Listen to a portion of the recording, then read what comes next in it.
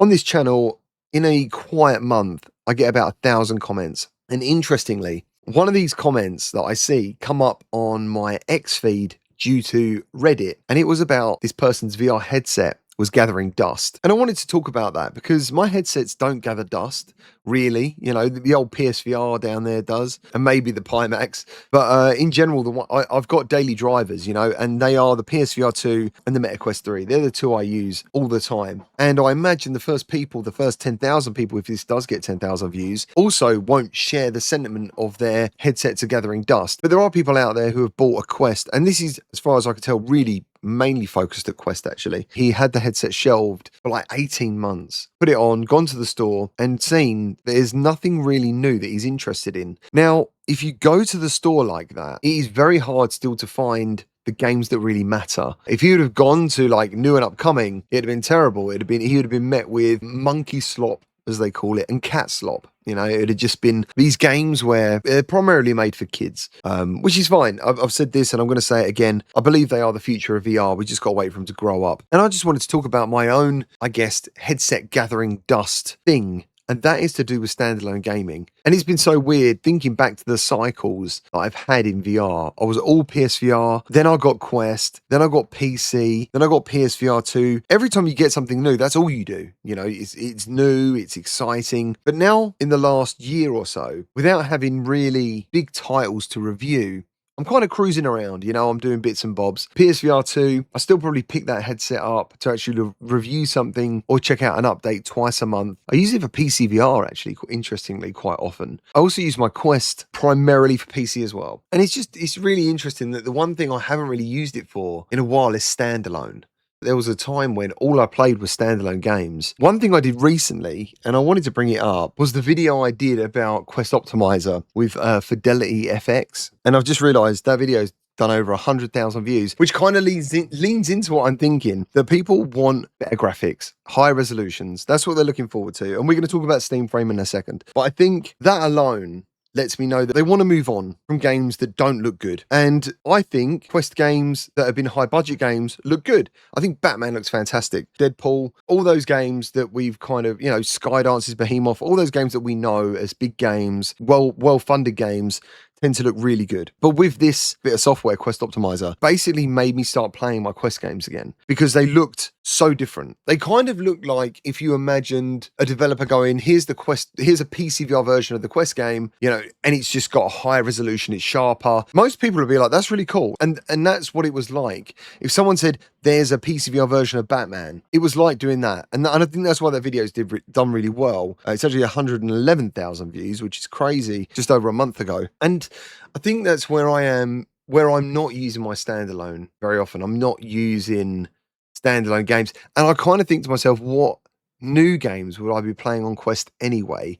There are games still coming. Most of the games I'm looking forward to be honest, are PCVR games. My own game, Exoshock, play the PCVR version. Not that there's anything wrong with Quest, it's just a little bit of a higher frame rate. And as a content creator, it's easier for me to make content. Gunman Contracts, can't wait to play that. I find myself playing PCVR primarily now. And a lot of the comments I get, especially, I mean, let's talk about modding. Modding at the moment is insane. Even with this new AI stuff, more mods are going to be happening all the time. And there's going to be a point where it's probably not going to be very special. It's going to be like a normal, everyday thing. Oh yeah, we can just play this in VR. I don't know when that's going to happen, but I mean, it's been happening for years already, thanks to Team Beef and other people. And that brings me to Steam Frame. And I wanted to ask you guys, like, why are you buying Steam Frame? Are you excited for the standalone side of it? You know, because it's got the better chip, more RAM. It's going to be a lighter headset to wear, so you're going to be wireless. Are you buying it to play standalone games? And there's also that thing of like, is there going to be any new standalone games for just Steam Frame? There won't be. Primarily, these are going to be ported games from Quest, and that's going to really muddy the waters. You know, do developers make the Steam Frame version better than Quest, even if the Steam Frame isn't selling very well? Because there is a possibility of a future where Steam Frame doesn't sell very well, particularly for standalone users. Would you advertise that the less popular headset and the more expensive headset, this is theoretically speaking, has got the better version of the standalone game than Quest 3? What I think, and that's what I was hoping for, actually, personally. I was hoping that I would be able to play a Quest version of a game, and then the Steam frame version might be even better. I was kind of hoping that standalone games also use the eye tracking so we get even better performance. We've seen that, and that is going to happen. So it's going to be interesting. I think out of the gate, you're going to see developers be like, Steam frame, it looks so much better on Steam frame. It runs better on Steam frame. But I think down the line, it might change, unless that headset sells really well, which I hope it does. What are you buying Steam frame for? Now, personally, I'm buying it for standalone and PCVR, but I'd love to know what you guys are buying it for.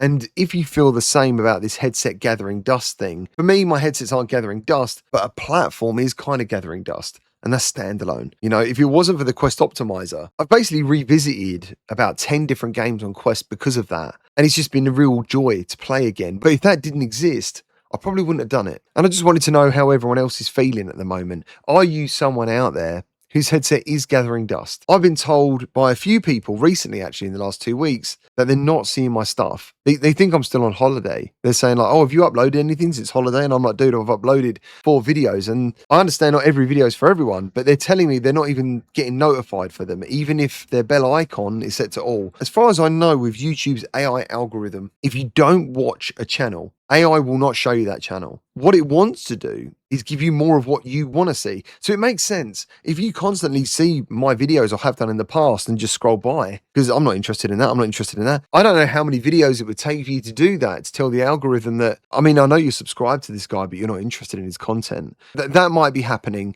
not just for me, for a lot of channels, which isn't good for VR, especially in summer, because I think in summertime, me and other content creators, we're still here grinding, and people are like on holiday, and they're not even thinking about a headset. But yeah, that was the main thing of the video, and I wanted to say that if your headset is gathering dust and you are a Quest user, check out the video I made about the graphical updates, because honestly, it blew my mind. It was, and genuinely it blew my mind. And if you check the comments, you see that other people's minds were equally blown.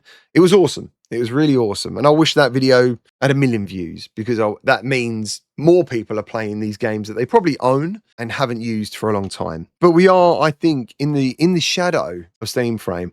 I'll be very surprised if it doesn't come tomorrow. This is the 26th of the day. I don't know when you're watching this. I'll be very surprised if it doesn't get announced tomorrow on the 27th of July. I hope it does. Pretty excited. Feels like a bit of a Steam Frame Eve. Everyone's waiting. I'm having so many different private messages about people who should know what's going on. They don't, and they're getting frustrated. But it's got, I think if it doesn't happen on the 27th, all bets are off for me. I have no idea, because everything that everyone thought was going to happen with Steam Frame, it hasn't happened yet. So tomorrow's the day. If it doesn't happen tomorrow, I'm not sure. Anyway, there it is. There's my little spiel. Thank you for sticking with the channel, sticking by me. Thank you to my patrons and channel members. And I look forward to making some more content next week. And I'll see you on the next one.